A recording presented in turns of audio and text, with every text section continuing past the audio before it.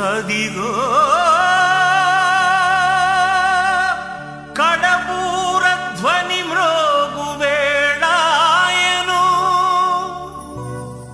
నా ప్రాణనాథా నీరాకకై నేను వేచియున్నాను నా జీవదాత నా జీవదాత నీ పిలుపుకై నేను కనిపెట్టుచున్నాను నీ పిలుపుకై నేను కనిపెట్టుచున్నాను.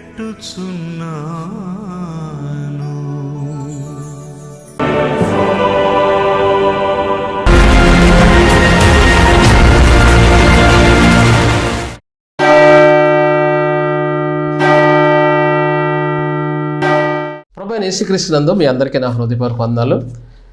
ఈనాటి అంశంలో వెలుగుండగానే గూటికి చేర్చే క్రీస్తే దైవం. వెలుగుండగానే మనం క్రీస్తును చేరుకోవాలి. వెలుగు అనగా కృపయుగం, వెలుగు అనగా సువార్త, వెలుగు అనగా పరిశుద్ధాత్మ, వెలుగు అనగా సమయం. ఈ సమయం దాటితే కృపాయుగము ఏం చేయబడుతుంది? మూయబడుతుంది.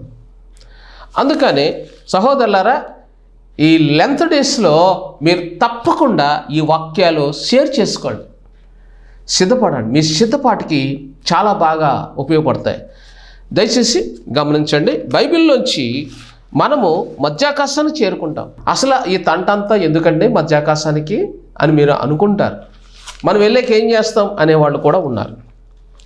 మనం వెళ్ళాక అక్కడ మనకి చాలా ప్రాముఖ్యమైన పని ఉంటుంది. అది నూతన సృష్టి. అది చాలా సంతోషకరమైన ఒక గృహంలోకి మనం వెళ్తాం. మొట్టమొదటిసారిగా మనం ఎత్తబడ్డ తర్వాత మన గృహాన్ని మనకు చూపిస్తారు. అది మేలిము ముత్యములతో అద్భుతంగా అలంకరించబడి మన చుట్టూ ఆత్మ అంటే జీవవృక్ష ఫలాలతో మన చుట్టూ కూడా, మన ఇంటి చుట్టూ కూడా మంచి మంచి ఫలాలు ఉంటాయి. ప్రకృతిలోనే ఉన్న మనుషులు మంచి ఫలాలతో మా ఇల్లు ఉండాలి, అద్భుతమైన పువ్వులతో మా ఇల్లు చుట్టూ అలంకారంతో ఉండాలి అనుకునే వాళ్ళు కోకోళ్ళు. అలాంటి వాళ్ళు చాలామంది కాశ్మీర్లో స్థిరపడిపోతుంటారు. కాశ్మీర్లో ఎలాంటి మొక్కలు వేసినా అవి వెంటనే కాయలు కాస్తాయి. ఎలాంటి పూల మొక్కలు వేసినా అవి విస్తారంగా పువ్వులు పూస్తాయి. కాశ్మీరు చల్లని ప్రదేశం, అక్కడ వేడి అనేది ఎప్పుడూ ఉండదు. అక్కడ కానీ మనం గులాబీ పువ్వులు కానీ నాటేమనుకోండి, రకరకాల గులాబీ పువ్వులు ఎన్ని పువ్వులు పూస్తాయో అది ఇంటిపైకి వ్యాపించి అంత సువాసన.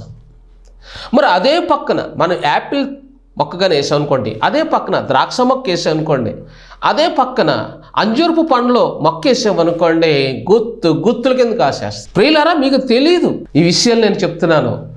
నేను కాశ్మీర్లో స్థిరపడడం కోసం ఎంతో ప్లాన్ చేశాను. చివరికి నేను ఉద్యోగాన్ని కూడా అక్కడే సంపాదించుకున్నాను. నాకు ఇంచుమించు 18 సంవత్సరాలు రాకుండానే నా ప్రయత్నంలో నేను పాస్ అయ్యాను. కాశ్మీర్లో జాబ్ సంపాదించాను. వెళ్ళిపోయే సమయానికి మా అమ్మ నన్ను గట్టిగా పట్టుకొని, నువ్వు వెళ్ళొద్దు, కాశ్మీర్లో స్థిరపడద్దు, నువ్వు ఆంధ్రప్రదేశ్కి వెళ్ళిపో అన్నది. అమ్మ, ఆంధ్రప్రదేశ్ వెళ్తే దరిద్రత, నన్ను ఎవరు నమ్ముతాడు? కోనసీమ ప్రదేశానికి వెళ్తే నన్ను ఎవరు నమ్మరు. అడుక్కోవడానికి వచ్చి అనుకుంటారు, బియ్యం దండుకోవడానికి వచ్చాను అనుకుంటారు, చందా దండుకోవడానికి వచ్చారంటారు. నేను వెళ్ళను. ₹1,00,000 ఆదాయం ఉన్న ఈ మహానగరంలో, ఈ బొంబాయిలో మీకోసం ఇక్కడ ఇల్లు ఉంది. బొంబాయి నగరం సెంటర్ పాయింట్లో నేను ఉన్న సెంటర్ పాయింట్ చెప్పమంటారా? CST. Number 2 Churchgate, number 3 fountain, number 4 Lamington road, number 5 special area Colaba, నార్బెన్ పాయింట్, చర్చ్ గేట్, CST. ఎంత అద్భుతమైన ప్రదేశం అండి అది.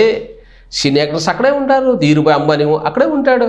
వారికి ఇంచుమించుగా 300 కార్లు పార్కింగ్ చేసుకునే పెద్ద గార్డెన్ ఉంటుంది. వారి ఇంటి చుట్టూ 200 నుంచి 300 మంది పని వాళ్ళు ఎప్పుడు కూడా కాపలా కాస్తుంటారు. అలాంటి ఇంటి ముందు దేవుడు నాకు కూడా ఇల్లు ఇచ్చాడు. మరి మీరు ఆలోచించండి, ఎంత స్థాయికి దేవుడు తీసుకెళ్ళాడు నన్ను. దీన స్థితిలోంచి ధీరుపోయి అమ్మని ప్రపంచంలోనే పెద్ద కోటీశ్వరుడు. అలాంటి ఇంటి ముందు నాకు కూడా దేవుడు చిన్న గృహాన్ని ఇచ్చాడు. అక్కడ నాకు ఉద్యోగం ఇచ్చాడు. అక్కడి నుంచి నేను కాశ్మీర్కి వెళ్ళిపోతుంటే దేవుడు వాన్పిల్ అనే ప్రదేశం కోనసీమ వెళ్ళిపో అంటే ఎన్ని రకాలుగా దేవుడు పరీక్షించానో తెలుసండి. నేను నిజంగా చెప్పండి, నేను దేవుడిని ఏడిపించాను కూడా. అక్కడ ప్రజలు నమ్మరు సార్ ప్రభువా, వాళ్ళు నన్ను ద్వేషిస్తారు. కాశ్మీర్లో వాళ్ళకి సువార్త ప్రకటిస్తాను, బొంబాయిలో వాళ్ళకి సువార్త ప్రకటిస్తాను, ఢిల్లీ వాళ్ళకి సువార్త ప్రకటిస్తాను, కన్యాకుమారిలో ఉన్న నేను సువార్త ప్రకటిస్తానని చెప్పి చెన్నై వెళ్ళాను. అంటే కోనసీమ రాకూడదని చెన్నై వెళ్ళాను, హైదరాబాద్ వచ్చాను, ఢిల్లీలో సువార్త చేశాను, రిషికేశ్కి వెళ్ళాను, హిందీ అంతా రఫ్ అండ్ టఫ్ చేశాను. కానీ కోనసీమ రావడం నాకు ఇష్టం లేదు. ఎందుకు తెలుసా? కోనసీమ అంతా నిందలు, అవమానాలు, కష్టాలతో కూడినది. ఇది దేవుడు అన్నాడు, నువ్వు అక్కడికి వెళ్ళాలంట. నా మనసును చంపుకొని, నా జీవితాన్ని చంపుకొని, నా లగ్జరీ లైఫ్ను విడిచిపెట్టి, నా ధనాన్ని, నా గృహాన్ని సమస్తం క్రీస్తు పాదాల ముందు పెట్టి రిక్తుడిగా, దరిద్రుడిగా ఈ ఊరికి వచ్చాను నేను. మీకు తెలుసా, నేను 1990లో ఫుల్ టైం సేవకు వచ్చాను. అప్పటికే ఇండియా రఫ్ అండ్ టఫ్గా చేశాను నేను సేవ. అయితే ఇప్పటికి నేను 35 సంవత్సరాలు నేను సేవలో ఉన్నాను. ఇల్లు కట్టలేదు ప్రియులారా, ఇల్లు సంపాదించలేదు. ఏదో చిన్న మందిరం కట్టుకున్నాను అంతే.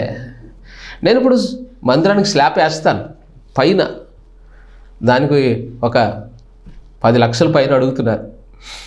దయచేసి మీలాంటి వాళ్ళు చిన్న కానుకలు కానీ పంపిస్తే, ప్రేరేపణ ఉంటే, నేనేం అడగడం లేదు, పైన స్లాబ్ వేస్తాను. ఇప్పుడున్న మా మందిరం ఇంచుమించుగా 500 మంది కూర్చునే మందిరం మాత్రమే.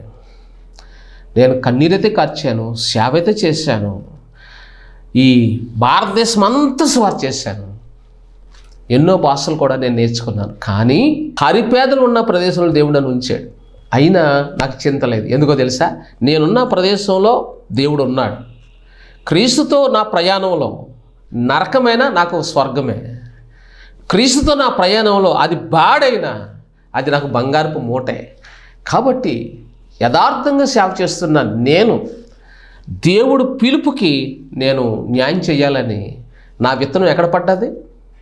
మారు మనసు, పాపక్షమాపణ, యేసుక్రీస్తు నామములో బాప్తిస్మము అనే అపోస్తులు 2:38 అనే క్రీస్తు బండ మీద పడ్డా. నేను ఎప్పుడైతే ఆ బండ మీద పడ్డానో ఇక మరలా బండను, అంటే వేయబడినది తప్ప మరొక పునాది ఎవడను వేయనేరడు, అందులో పడ్డాను నేను. కాబట్టి పలోభాలకు కానీ, ఇహలోక ధనధాన్యాలకు కానీ, ధనభోగాలకు కానీ నేను ఆకర్షితుడు అవ్వలేదు. ఎందుకని అంటారా?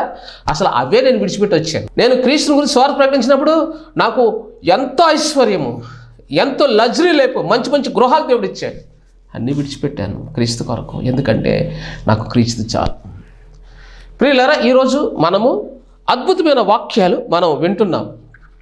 పరలోకంలో మనకి ఒక గృహం ఉంటుంది. అది యోహాను సువార్త 14:2లో ఉంది. తర్వాత యెషయా 65:7లో కూడా ఈ మాట వ్రాయబడి ఉంది. యెషయా 65:17 నేను నిర్మించిన గృహంలో మీరు ఎల్లప్పుడూ హర్షించి సంతోషించండి అనే మాట అక్కడ ఉంది. నేను మీకు స్థలం సిద్ధపరచి వెళుచున్నాను అంటే దేవుడు సిద్ధపరిచేశాడు.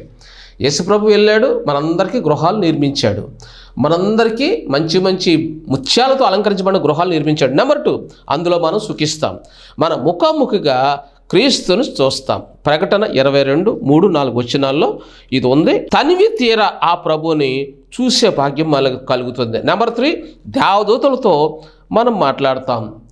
నేను కష్టాలు ఉన్నప్పుడు మీరు ఎందుకు రాలేదు, నాకు ఎందుకు సహాయం చేయలేదు, మీరు ఏమయ్యారు అని కూడా మనం అడుగుతాం.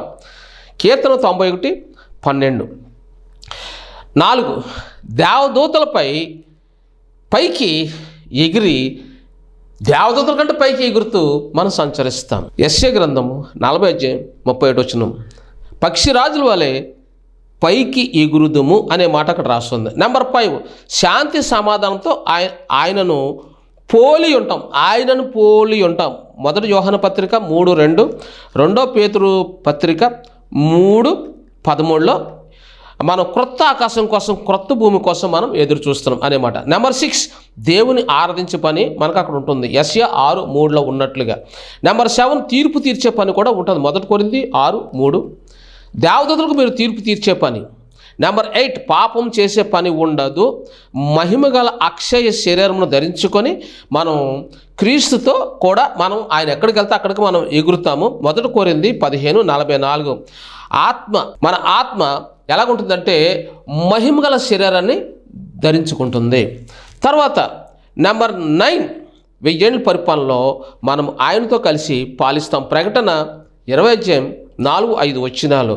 10, అక్కడ వెజిటేబుల్ ఫుడ్ ఉంటుంది. ఆదాం మొదలుకొని నోవాహు వరకు ప్రజలు వెజిటేరియనే తిన్నారు. అందుకనే ఆ దినాల్లో సింహాలు కానీ పులులు కానీ ఏది కూడా మనుషులకు హాని చేసేది కాదు. ఎప్పుడైతే నోవాహు అరరతు కొండ మీద ఆ జంతువులతో వెలుపలకు వచ్చాడో అక్కడి నుంచి వెజ్ అండ్ నాన్ వెజ్ ఈ రెండు కూడా అక్కడి నుంచి స్టార్ట్ అయినట్లు పండితులు చెప్తున్నారు. నెంబర్ 11, మట్టి గృహం విడిచి మనము ఆ మహిమగల గృహంలో ప్రవేశించినప్పుడు అక్కడ బంగారంతో మనము ముత్యాలు స్వచ్ఛమైన బంగారంతో కట్టిన మేలిమి బంగారాన్ని అలంకరించబడిన అద్భుతమైన గృహాన్ని మనం చూసి సంతోషిస్తూ ఉంటాం. అందులో మనకు మొట్టమొదట దొరికేది సంతోషం.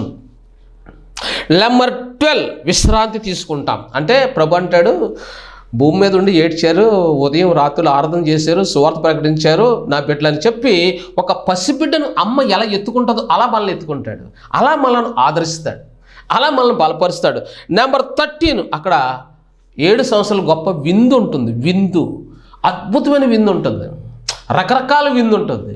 అది తిన్నప్పుడు మన ఆత్మదేహం మహిమతో ప్రకాశిస్తూ ఉంటుంది. నెంబర్ 14, ఆ తర్వాత మనకి కిరీటాలు దేవుడు మనకి బహుకరిస్తాడు.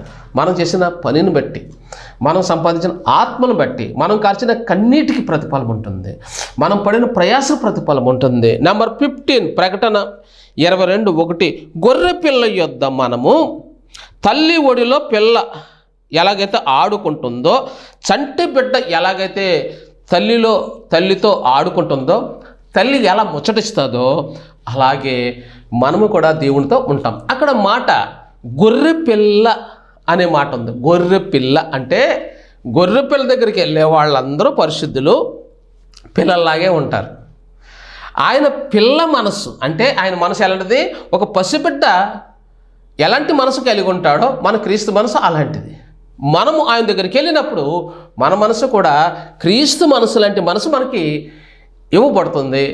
మనము క్రీస్తు మనసు అప్పుడు ధరించుకుంటాం.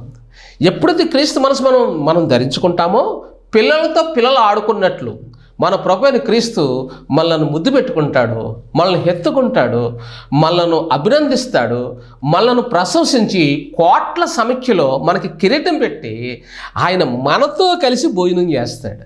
మనము ఆయన మధ్యన ఇప్పుడు భోజనం చేస్తున్నామండి, ఆయన మీ మధ్యన అన్నం తింటున్నాడు, నేను దూరంగా కూర్చున్నాను. నేను ఏమనుకుంటున్నానంటే, ప్రభువా వాళ్ళేనా పరిశుద్ధులు, వాళ్ళేనా నీ బిడ్డలు, మరి నేను ప్రయాసపడ్డాను, నీ పక్కన కూర్చునే భాగ్యం నాకు కూడా కలిగించని పేతురులాగా నేను అడిగాను అనుకోండి, ఆ ప్రభు నన్ను పిలుస్తాడు. లేదంటే ఆయన నా దగ్గరికి వచ్చి ఈరోజు నా దగ్గర, రేపు నీ దగ్గర మన పక్కన కూర్చుండబెట్టుకొని భోజనం తింటాడు. ఇది మన ప్రకటన గ్రంథంలో ఉంది. ఈ 15 పనులు మనకు ఉంటాయి. ఇప్పుడు మనము ఎలా ఎత్తబడాలి అనే పదం గురించి మనం నేర్చుకుంటాం. ఓకేనా? దయచేసి గమనించాలి. ఈరోజు ఈ వాక్యం వింటున్న మనము 1 సమూయేలు గ్రంథం 20:24లో ఉన్న ప్రకారంగా దావీదు పొలంలో దాక్కునేను అనే మాట మనం ప్రారంభిస్తున్నాం. అంటే ఎక్కడ దాక్కున్నాడంటే సంఘంలో.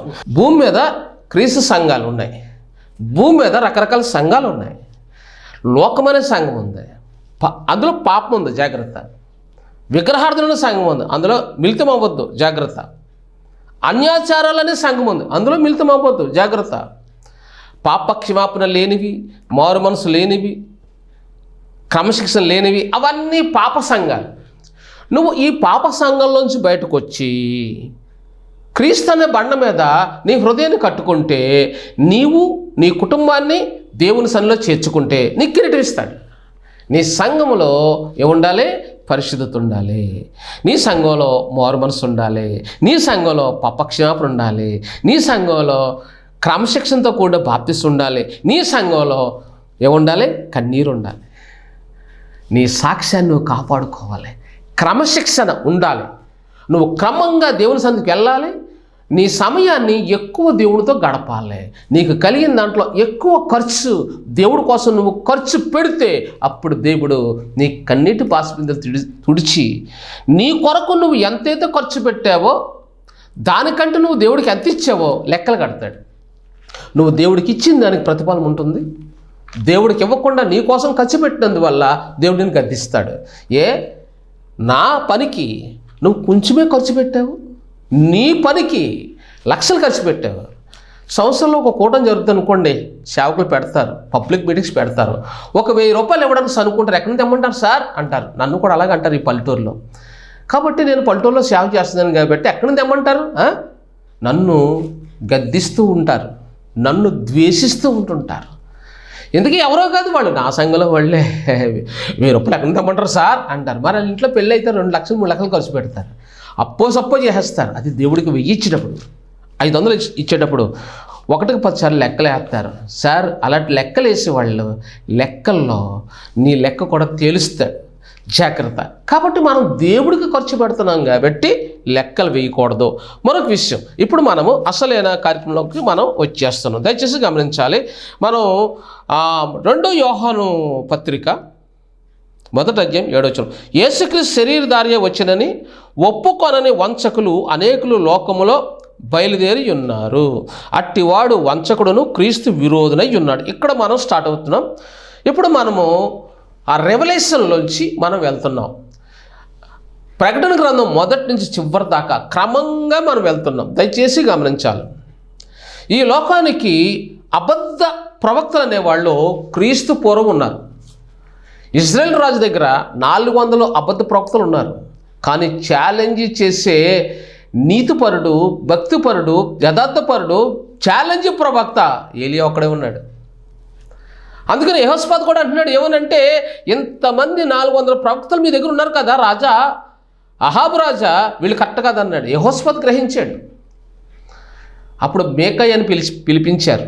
మీకాయ అంటున్నాడు, రాజా నువ్వు అబద్ధ ప్రవక్తల మాటలు విన్నావు కాబట్టి నువ్వు యుద్ధంలోకి వెళ్తావు, తిరిగి రావు అన్నాడు. అంతే. అయినా కానీ మీకాయ సత్యం చెబితే ఇశ్రాయేల్ రాజు అహాబు నమ్మలేదు. అతను ద్వేషించాడు. సత్యం చెప్పినందుకు జైల్లో వేశాడు. అసత్యం ప్రకటించే 400 ప్రవక్తలకు బహుమతులు ఇచ్చి బయట ఉంచాడు. సత్యం చెప్పినాడు ఎక్కడ ఉన్నాడు? జైల్లో ఉన్నాడు. దరిద్రత అనిపిస్తున్నాడు, ఆకలి దప్పులు అనిపిస్తున్నాడు. అప్పుడు యుద్ధానికి వెళ్ళాడు. సత్యం చెప్పినట్లే, మేకాయ్ చెప్పినట్లే సత్యం నెరవేరింది, అబద్ధం ఓడిపోయింది. ఆ రాజుకి మారువేషాలున్న బాణం గుచ్చుకుంది, డెడ్ బాడీ తిరిగి వచ్చింది. ఈరోజు కూడా ప్రజలు వంచే మాటలు, కల్పన కథలకే చెవులిస్తున్నారు. బాగా చెప్పేవాళ్ళని, నవ్వించే వాళ్ళని, కథలు చెప్పేవాళ్ళని ఆశ్రయిస్తుంది నేటి సంఘం. సత్యాన్ని బోధించేవాళ్ళు నాలాగా దేవుని చేత పిలబడ్డ సేవకుల్ని పిలవడం లేదు. ఎంత భయంకరం! సంఘాల్లో కూడా ఎంత భయంకరం! సార్ నా టెస్ట్ మని ప్రతిసారి చెప్తున్నాను నేను. సార్ ఇప్పటికి నేను 45 సంవత్సరాలు సేవలో ఉండి సార్ సరైన బట్ట లేకుండా, సరైన ఆహారం లేకుండా, సరైన నివాసం లేకుండా కన్నీళ్లతో బ్రతుకుతున్న నా ఆక్రందన, నా ఆత్మీయ అభిలాష ఆంధ్రప్రదేశ్లో ఎవడు గుర్తించాడు సార్? ఎవడో గుర్తించలేదు. దేవుడు గుర్తించాడు. నాకు అది చాలు. ఎవరో గుర్తించాలని చేయడం లేదు. చాలామంది నన్ను పిలుస్తారు సేవకి, కానీ నన్ను పిలిచే వాళ్ళు ఎక్కువ ఎవరో తెలుసా అండి? హైందువులకి నా స్వార్థ నచ్చింది. వాళ్ళు క్రీస్తుని అంగీకరించడం కోసం నన్ను పిలుస్తుంటాను. నేను వెళ్తుంటాను, చాలా సంతోషంగా వెళ్తుంటాను. మీకు తెలుసు కదా, హైందువుల దగ్గరికి వెళ్ళి మనం స్వార్థ ప్రకటిస్తే మన జోబులు ఖాళీ. అదే క్రైస్తవ సంఘంలోకి వెళ్ళి మనం ప్రసంగం చేశాను కూడా 5,000 10,000 ఇస్తారు. కానీ నేను క్రైస్తవ సంఘంలోకి వెళ్ళడం లేదు, హిందువుల మధ్యకి వెళ్ళి స్వార్థ ప్రకటిస్తున్నాను. ఇది నా పరిచర్య. ఇంచుమించుగా లక్షల సంఖ్యలో హైందువులు క్రీస్తు వైపు నడిపించడానికి ఏనాడు నోరు ముయ్యలేదు నేను. ఇది సంఘం. వంచకులు అన్నాడు ఇక్కడ వాక్యం. వంచకులు అని అంటే డబ్బు కోసం సేవ చేసేవాళ్ళు వంచకులు. నీతి కోసం సేవ చేసేవాళ్ళు ఆకలి దప్పికలతో, ఇల్లు లేక, నివాసం లేక, తిండి లేక, సరైన బట్టలు లేక, సరైన ఆరోగ్యం లేక కృషించిపోతున్న వాళ్ళు నిజమైన సేవకులు సార్. అలాంటి వాళ్ళు భూమి మీద చాలామంది ఉన్నారు, గమనించాలి. అయితే రోమా 8వ అధ్యాయం 10-11 వచనాల్లో, చావుకు లోనైన మీ శరీరములను క్రీస్తును లేపిన వాడు క్రీస్తు ఆత్మ మీలో నివసిస్తే మీ శరీరములను కూడా లేపును. సత్యములో ఉంటే, సత్యానికి కట్టుబడి ఉంటే నీవు రేపు పునరుత్థానంలో పాలుభాగం నీకు ఉంటుంది.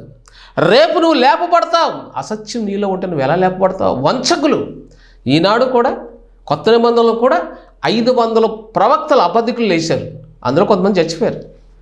ఒక ఆయనకి ఏకంగా నువ్వు సిలువ వేస్తేప్పుడు నిన్ను క్రీస్తుని నమ్ముతామన్నారు, సిలువ వేసాడు అన్నాడు, వేసేసారు. అమెరికాలో చచ్చిపోయాడు. తిరిగి లేచాడా? లేవలేదు. అంటే ఇప్పటికి ఇంకా ఎంతమంది ఉన్నారు? 500 మంది అబద్ధ క్రీస్తులు వచ్చేసారు. ఎంత భయంకరం! మన ఇండియాలో కూడా ఉన్నారా? మన ఇండియాలో కూడా ఉన్నారు. జాగ్రత్త. కాబట్టి వంచకులు అనంటే నిన్ను భూమి మీద మోసం చేస్తారు. చనిపోయాక నువ్వు మోసపోయానని తీర్పులో నిలబడతావు. జాగ్రత్త. ఈ వాక్యంతో నిన్ను జాగ్రత్తగా కాపాడుకో. యోహాను సువార్త 16:8-22 పాపం నీతి తీర్పును గురించి ఒప్పింప చేయును. అటువలే ఇప్పుడు దుఃఖపడుచున్నారు, అప్పుడు మీ హృదయం సంతోషించును. అంటే నీతి చెప్పేవాళ్ళు ఇప్పుడేమో దుఃఖపడుతున్నారు, రాబోయే యుగంలో సంతోషిస్తారు. ఇది మన యేసు చెప్పిన మాట. అందుకనే మార్కు 13:19 అవి శ్రమగల దినములు. మనం ఉన్నది శ్రమగల దినాలు. దేవుడు సృజించిన సృష్టాది నుండి ఇది వరకు అంత శ్రమ కలగలేదు, ఇక ఎన్నడూ కలగబోదు. 22వ వచనంలో సాధ్యమైన ఎడల ఏర్పరచబడిన వారిని మోసపుచ్చుటకే సూచక్రియలను మహత్కార్యములను అగుపరిచెదరు. మీరు జాగ్రత్తగా ఉండండి. ఇదిగో సమస్తమును మీతో ముందుగా చెప్పి ఉన్నాను. చూసారా ప్రభు ఏమంటాడు? సమస్తము ఎంత జాగ్రత్త వహించాలో నేను ముందే చెప్పాను. కాబట్టి జాగ్రత్త. ఏమాత్రం ప్రలోభాలకు గురవ్వద్దు, డబ్బుకు దాసులు కావద్దు అని చెప్తున్నాడు. మత్తయి 24:21 లోక ఆరంభం నుండి ఇప్పటి వరకు అట్టి శ్రమ కలగలేదు, ఇక కలగబోదు. లోక 21:23 భూమి మీద మిక్కిలి ఇబ్బంది, ఈ ప్రజల మీద కోపమును వచ్చును. చూసారా 4 సువార్తల్లో కూడా ఆ వచ్చే శ్రమ ఎంత భయంకరమైందనంటే మొన్న వచ్చిన కరోనా కంటే భయంకరమైంది. కరోనా కాలంలో తిండికి లోటు లేదండి, కానీ వచ్చే కాలంలో నీరు కరువు, ఆహార కరువు, ఫ్రూట్స్ కూడా కరువు, అన్ని కరువులే. అన్నిటికంటే కరువు ఏంటి చెప్పమంటారా? సువార్త ప్రకటించబడదు, సువార్త మూయబడుతుంది. ఇంకేం కరువు? ఎలాగా ఎక్కడుంది? అది కూడా నేను బైబిల్లో చూపిస్తాను. సువార్త కరువు. ఇంకొకటి ఆరోగ్యం కూడా కరువే. ఆరోగ్యం క్షీణించిపోతుంది, నిజమైన ఆరోగ్యం ఉండదు ఆ దినాల్లో. వచ్చే దినాల్లో అందరికీ భయంకర వ్యాధులు ఉంటాయి. నడిచేటప్పుడు కూడా వాళ్ళు విచిత్రంగా రోడ్డు మీద నడుస్తారు. అందుకని ప్రతి ఒక్కరికి భయంకర వ్యాధులు ఉంటాయి. ఇప్పుడు వ్యాధులు అంతంత మాత్రమే. ఇప్పుడు చాలామంది పుష్టికరమైన ఆరోగ్యం ఉన్నవాళ్ళు ఉన్నారు, కానీ రాబోయే కాలంలో ఎన్ని హాస్పిటల్ తిరిగినా, ఎన్ని మందులు వాడినా రోగం నయం అవ్వదు. ఎందుకో తెలుసా? వాక్యమే మనిషిని బాగు చేస్తుంది కాబట్టి వాక్యము ఉండదు. వాక్యం కోసం ఆ దినాల్లో ప్రజలు ఏం చేస్తారంట? తిరుగుతారంటండి. పాస్టర్లు ఎక్కడ ఉన్నారా? వాక్యం చెప్పేవాళ్ళు ఉన్నారా? నా కోసం ప్రార్థన చేసే వాళ్ళు ఉన్నారా? చూడండి అయ్యా అని ఎదుగుతారంట, కానీ దొరకరు. ఇప్పుడు చెప్తుంటే వినడం లేదు, అప్పుడు చెప్పేవాళ్ళు ఉండరు. తర్వాత నెక్స్ట్ మత్తయి 24:21 లోకారం నుండి ఇప్పటి వరకు అట్టి శ్రమ కలగలేదు, ఇక ఎన్నడూ అలాంటి శ్రమ కలగదు. 1 కొరింథీ 3:11 వేయబడినది తప్ప మరొక పునాది ఎవడను వేయనేరడు. ఈ పునాది యేసుక్రీస్తే. నువ్వు పునాది మీద ఉంటే నిలబడతావు, లేకపోతే పడిపోతావు. 2 దశలకు 2:7 ధర్మ విరోధి సంబంధమైన మర్మం ఇప్పటికే క్రియేట్ చేయుచున్నది. అంటే 666 అనేది మన మధ్యకి రావడం సిద్ధంగా ఉంది. అది వస్తుంది అనడానికి లైవ్ మన దగ్గర జరుగుతుంది. లైవ్ అనగా 666 అంటే దగ్గరలోనే ఉందని అర్థం. లైవ్లో 666 వస్తుందని మనకు చూపిస్తున్నారు, యూట్యూబ్లో చూపిస్తున్నారు. అంటే 666 దగ్గరలో ఉందంటే అంత్యక్రీస్తు దగ్గరలో ఉన్నాడు. సువార్త మూయబడుతుంది, వాక్యం మూయబడుతుంది, కృపాయుగం మూయబడుతుంది. యేసుక్రీస్తు వచ్చి సంఘాన్ని తీసుకెళ్తాడు, మధ్యాకృష్ణ సాతాను భూమి మీదకి వస్తాడు, శ్రమలు ప్రారంభమవుతాయి. కాబట్టి నువ్వు సిద్ధమైన నిబంధనను వ్రాయబడినవి కనుక ఇవన్నీ వ్రాయబడ్డాయి కాబట్టి తప్పకుండా జరుగుతాయి. ఎవరు భయపడతారు? దేనికి భయపడతారు? పరిశుద్ధులు భయపడరు, పాపులు భయపడతారు. కాబట్టి పాపము నుండి, లోకము నుండి, నాశనం నుండి క్రైస్తవులకు మాత్రమే విడుదల, మధ్యాకాశానికి విందు ప్రవేశం, అదే విడుదల. అందుకనే లూకా 21:18 ఒక వెంట్రుక, తల వెంట్రుకలో ఒకటైనను నశించదు. 23వ వచనం మీ విడుదల సమీపించుచున్నది. ఒకటి లూకా 21:18 ఏమన్నాడు? ఎన్ని శ్రమలు వచ్చినా పరిశుద్ధుల్లో ఒక ఎంటు కూడా రాలదు. కానీ అదే 28 వచనంలో ఏం మాట రాయబడింది? మీ విడుదల సమీపం. అంటే లోకం నుంచి, పాపం నుంచి పరిశుద్ధ ప్రవేశం, ఆ పరిశుద్ధులు ఉండే ప్రదేశానికి పరిశుద్ధులతో పాటు మనకి కూడా పాలి భాగము. లూకా 20:17 అయితే మనుషులందరి చేత నా నామం నిమిత్తము మీరు ద్వేషించబడుదురు. అంటే చివరగా మనకి అది ఉంది. ఇక ఇప్పుడే మనకి స్టార్ట్ అయింది. ఇక త్వరలో ఇది ఇంకా ఎక్కువ కాకుండానే దేవుడు మనల్ని ఎత్తుకుంటాడు. ఎందుకంటే క్రీస్తు మన కొరకు శ్రమ పడ్డాడు, క్రీస్తు మన కొరకు ద్వేషింపబడ్డాడు. మనం ద్వేషింపబడడం, కష్టాలు పాలవడం దేవునికి ఇష్టం లేదు. అందుకని మనుషులందరి చేత నా నామ నిమిత్తం మీరు ద్వేషించబడుదురు. 2 తిమోతి 4:4 సత్యమునకు చెవినియ్యక కల్పనా కథల వైపు తిరుగు కాలము వచ్చుచున్నది అన్నాడు, వచ్చి ఉన్నది అన్నాడు. అంటే ఇది ఎప్పుడు కూడా ఈ కాలము కల్పనా కథలు అయితే నమ్ముతుంది, లేని పని సృష్టిస్తే నమ్ముతుంది. ఎవడన్నా చెట్టు కింద కూర్చొని నేనే దేవుడిని అంటే నేను చెప్పింది జరుగుతుందంటే వాడిని నమ్మేస్తాను. సత్యం చెప్పేది వాక్యం, వాస్తవాన్ని పలికే దీన్ని మనుషులు నమ్మరంటాడు. ఎందుకంటే మనుషులు చెవులంటే దొరద చెవులు గలవారంటే. ఈ హృదయము దేవుని చిత్తానికి లోపడదు, నీ తలంపులు దేవుని మహిమకు అంగీకరించదు. ఎందుకంటే నీ తలంపులో ఉన్నది పాపం, నీ హృదయంలో ఉన్నది పాపం, నీ చేతిలో ఉన్నది దోషం. కాబట్టి పాపానికి అలవాటు పడిన నీవు నీ మనసును మార్చుకోవాలి అని అంటే వాక్యము జాగ్రత్తగా వినాలి, వాక్యాన్ని గుండెలో చేర్చుకో. కాబట్టి ఈ వాక్యం ఏంటంటే నీవు ఇప్పుడే మారు మనసు పొందితే నువ్వేం చేపడతావు? ఎత్తబడే గుంపులో ఉంటావు. దేవుడి మాటలు దీవించుగా. పరిశుద్ధ ఈ వాక్యం విన్న బిడ్డలను నీ గూటికి చేర్చండి, గమ్యం చేర్చండి. ఇక్కడ చాలామంది రోగులకు ఉన్నారు, ముట్టండి. వారి గుండెలో ఉన్న బలహీనతలు ఉంచండి, మహిమతో నింపండి, శక్తితో నింపండి. సంఘాన్ని బలపరచండి, కుటుంబాన్ని స్థిరపరచండి, ఐక్యతతో ప్రేమతో నింపండి. విడిపోయిన ఒక కుటుంబం ఉంది, వీరిని కలపండి. అప్పుల్లో బాధపడుతున్న ఈ బిడ్డలను ఆర్థికంగా సహాయం చేయండి, అప్పుల నుంచి విడిపించండి. మీరు వీరిని ఆశీర్వదించండి, మహిమ ఘనత పొందండి. యేసు పరిశుద్ధ నామములో ప్రార్థిస్తున్నాం తండ్రి, ఆమేన్. వందనాలు. ఎన్నో సంవత్సరాలు నన్ను దాటిపోచున్నవి,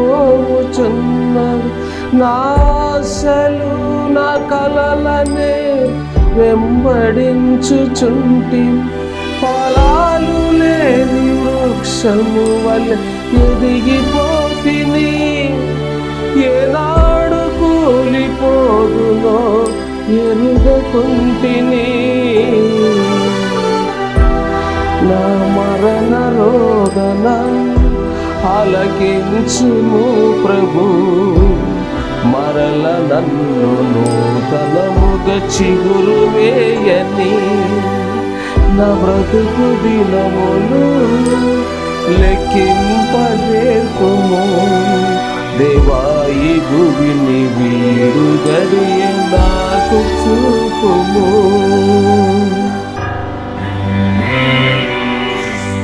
పరమ తండ్రి చిత్తము నెరవేర్చుట కొరకు పరము వీడి భూమిపై కరుదించినవయ్యా. దేవునివై ఉండి మనుషుల చేత చిత్రహింస పడినవయ్యా.